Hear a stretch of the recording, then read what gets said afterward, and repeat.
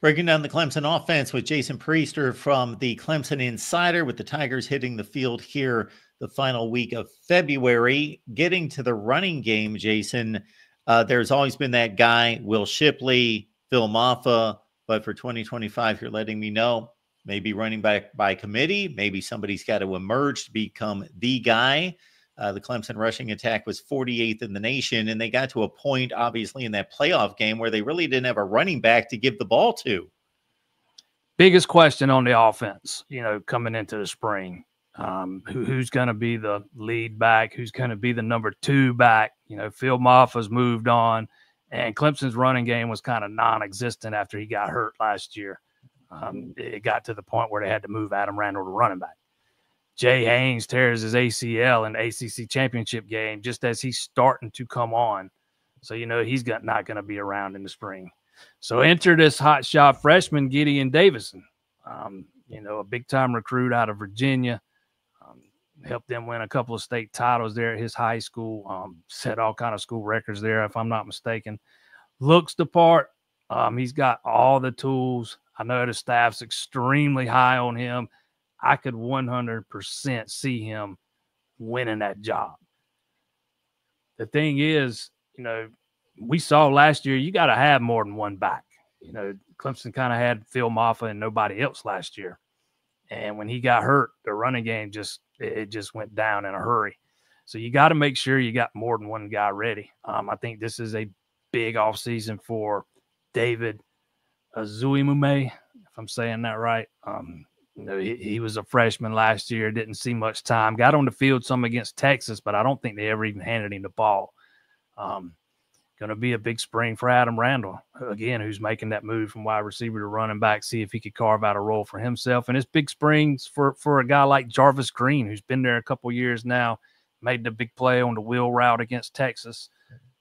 And then you got Keith Adams Jr., who's been there a few years, kind of the elder statesman in that room. But there's opportunity for all those guys. That job is wide open, and it's going to be interesting to see who reaches out and grabs it and takes advantage of that.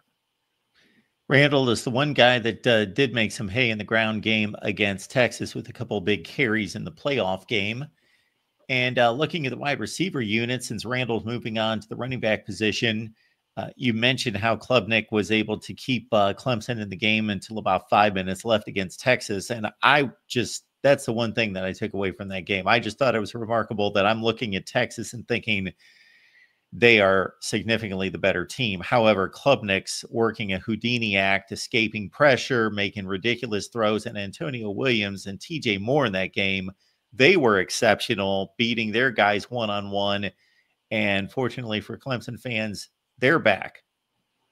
And Bryant Wesco, I thought that was kind of, in my opinion, that was kind of TJ Moore's coming out party against Texas. He had made some plays. He had been making plays throughout the season, but that was his biggest game to date.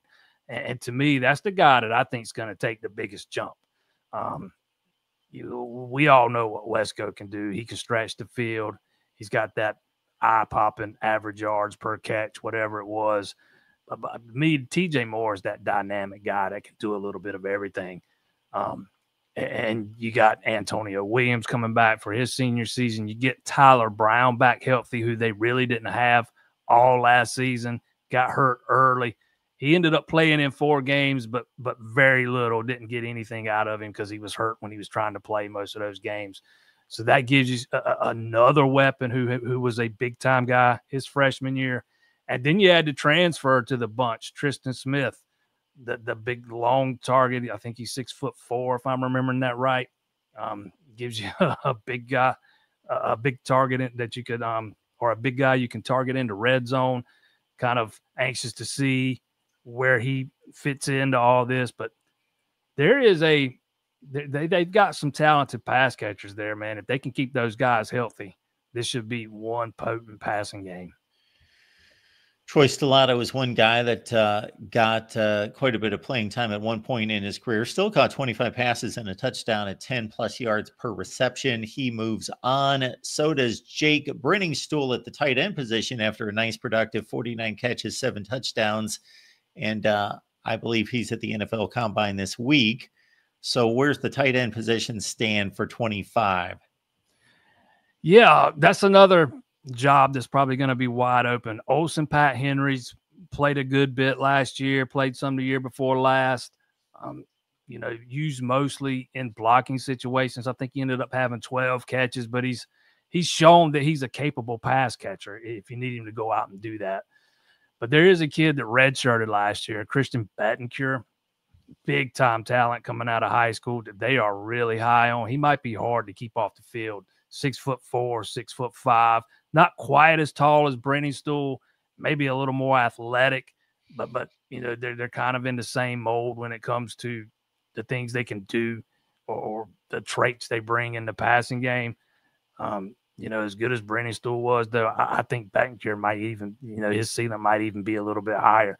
So it's going to be interesting to see exactly where he is this spring and if he can carve out a role for himself in that 2 deep, because if he's ready, the addition of a guy like that could really make this a dangerous offense. Jason Priester here to break down Clemson football for us. We're going through the offense this week. We'll get Jason back to talk defense as Clemson gets back on the field for spring football. All right, it comes down to the offensive line. It always does. And 4 starters back, so they've got some experience there. Absolutely. And you're in year 2 under Matt Luke. I thought those guys showed remarkable improvement last year in their first year under his tutelage. Was it all perfect? No. There's absolutely still room to improve, make no mistake. But, man, you could see the effect and the impact he had on that room almost from the onset against Georgia in that opening game last year. You got to replace Marcus Tate. But you got some guys behind him that's played a lot of football. Harris Sewell played a lot last year. Colin Sadler has played a lot despite sustaining a season-ending injury last year. Those are two guys whose names come to mind right off the top of my head. But, you get Latham come back at center, who was probably, he patiently waited his turn for 3 years, finally got his shot last year, took full advantage of it. So this will be his final year.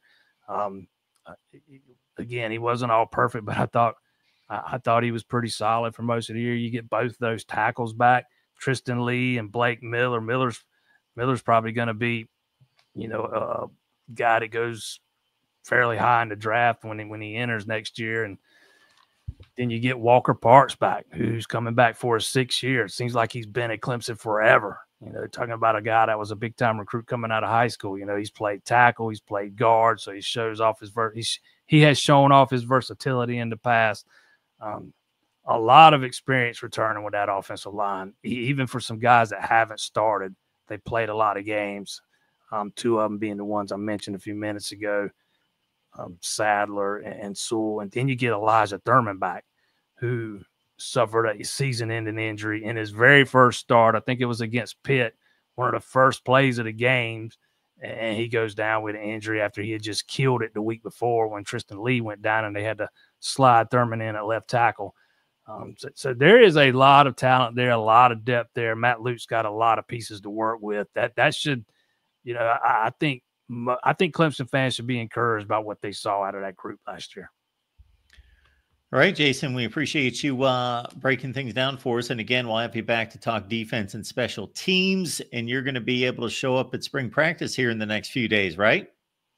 Yeah, spring practice starts Friday. We'll get to watch a little bit of it Friday. I think we get to go back and watch a little bit next Monday and next Wednesday. We don't get to watch a lot, but, anything is better than nothing. Fixing to amp up and get real busy here with football, baseball, basketball, all going on at the same time.